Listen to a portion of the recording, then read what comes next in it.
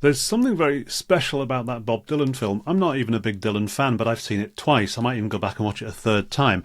Here's what I think is going on in the film. So let's kind of divide up the story into, okay, well, there is the kind of the self, the individual, in this case like Bob Dylan, but there's also other people. Okay, so this is the way of dividing this grid. There's also what's happening right now and in the past, and then there's the future. Okay, so this is a nice way of sort of thinking about. So Bob Dylan arrives in New York at the beginning of the film in 1961, right, carrying suitcase and guitar in hand. Yep. And at this stage in the film, he is, as the title of the film suggests, a complete unknown. Okay. And the first thing he's trying to do is to become accepted. Because he's got talent, right, but he wants to be accepted by other people. In this case, it's Pete Seeger and the folk music scene in New York. So other people are very important in this, yeah, and they're looking on and approving, or and encouraging Bob in his kind of journey.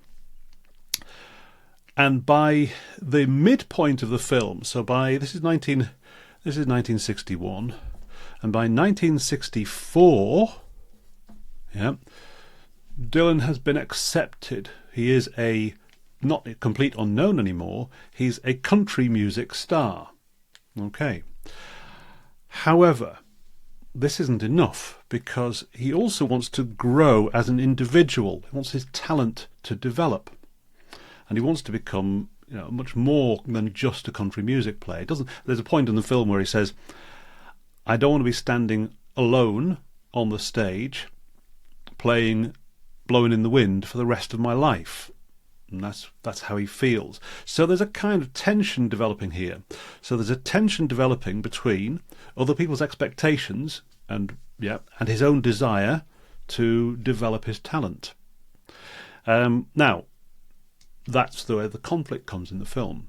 What happens by the end, spoiler alert, but it's a great film, go and see it. But what happens by the end, by 1965, when he takes the stage and plays electric with a band, so no longer that country musician, but he's now acknowledged as a genius. So this is Dylan going electric, breaking with the conventions of the country music scene, but being more widely accepted by other music fans, because he's emerged as a new talented figure. He's a genius. And this is the guy who wins Nobel Prizes for his lyrics. But he's no longer constrained by the old. So what's happening here is a story arc, and it's actually following the rags to riches story arc that you see in Storyteller Tactics. It's a very, very common story arc, and we like it. And it's kind of going, okay, you've got talent, but you want to be recognised. So this is the payoff. Yeah, recognition. And here we've got talent, we've got potential, but nobody else can see it. So this is the real payoff in a rags to riches story. It doesn't matter. I mean, in fact, they never really talk about the money side of Dylan's career. There's one scene where you see him opening a cheque for the first time, but that's not important. What matters is recognition. Talent, recognition. And this is the payoff in a rags to riches story, and you'll see it in this story arc card in Storyteller Tactics. There's a vision on the back, a version on the back of what the rags to riches story arc looks like. But as I said, it is very, very interesting that it's basically about the individual now and into the future. But it's also about the individual accepted or not by those around them. And those two pull in different directions, and that's the maximum payoff, where the individual grows and is recognised by others. So that's the perfect payoff. That's why A Complete Unknown, I think, works so well as a film, because it hits exactly that kind of rags to riches story arc. And the reason why we respond to it, I mean, I'm not musical, I can't play a note, but the reason why we respond to this story is that inside all of us, there's this sense of a hidden talent, a hidden value, and we would all like recognition from other people. Doesn't matter who you are, you'd like to be recognised for the good inside you. So that is why rags to riches is such a powerful story when you tell it right.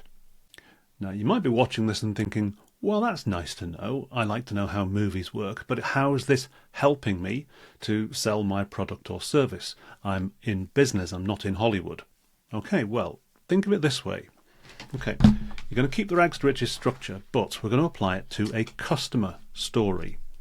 So, same grid, your customer is the hero, then there's other people around him or her.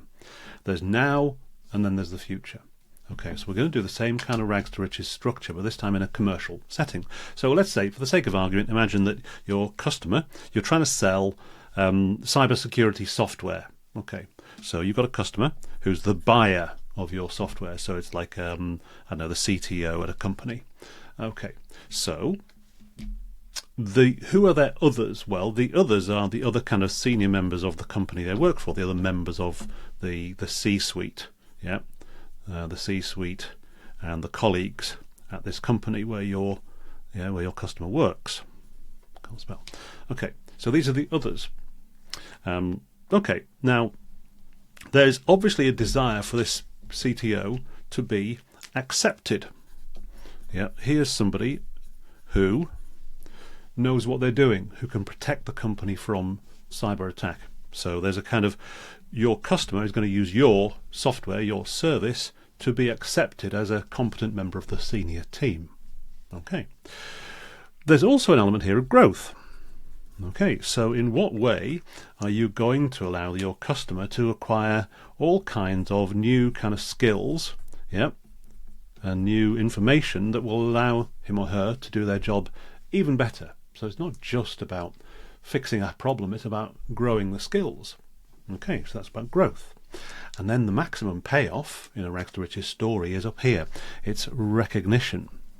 Okay, so it's being recognized as that safe pair of hands who can deal with anything, any kind of threat that comes.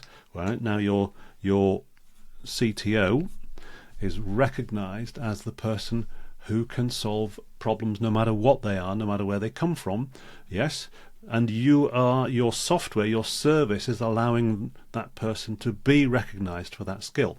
So it's following the same model of rags to riches. There's a talent, yeah, there's value, there's potential here, yeah, inside this person. He or she's good at the job. They know what they're doing. They're trying to be better all the time. Okay, you're allowing them to grow professionally. You're allowing them to be accepted amongst their peers, and the payoff there is recognition, professional recognition, not money, not riches in that sense. The rags to riches payoff is about deserved recognition. And so how does this allow you to shape a sales message? Well, what you're saying effectively to your target customer is, we know you need to fit in here, we know you need to develop here. Come with us and people will recognize you for the talent and the value you already have, plus all the growth you've done with our product. So that's it. It's come with us and you will be recognized.